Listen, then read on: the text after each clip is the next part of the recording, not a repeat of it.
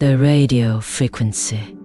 In a quiet suburban neighborhood, Alex, a radio enthusiast, spent his evenings tinkering with his collection of vintage radios.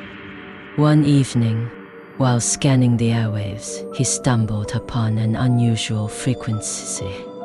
The crackling static was interspersed with eerie, distorted voices that seemed to be speaking in a language he couldn't comprehend.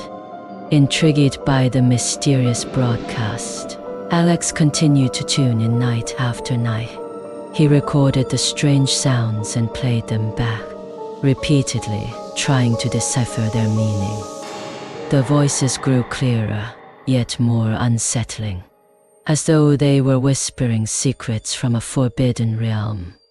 One night, while alone in his dimly lit room, Alex heard a name amidst the distorted voices' own. Startled, he leaned in closer to the radio. Alex X. Find us, the voice murmured, sending shivers down his spine. He was consumed by a mixture of fear and curiosity. Who were these voices, and what did they want from him? As the days went by, Alex's obsession with the radio frequency intensified. He barely slept, spending all his waking hours attempting to translate the strange language.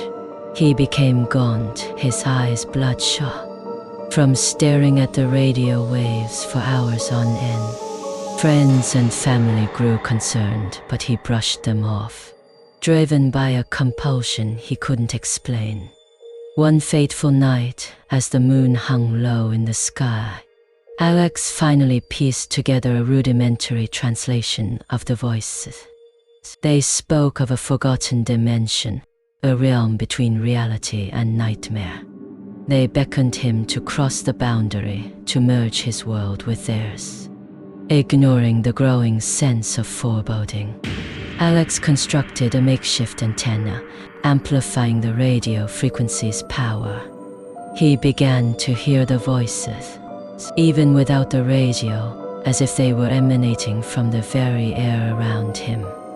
The line between reality and the supernatural began to blur. Shadows danced on his walls, and whispers echoed through the rooms. Even when the radio was turned off, he saw glimpses of grotesque figures moving just beyond his vision.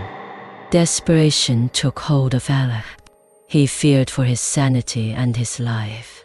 In a final attempt to break free from the haunting grip of the radio frequency, he dismantled his radio setup and destroyed the recordings. But it was too late.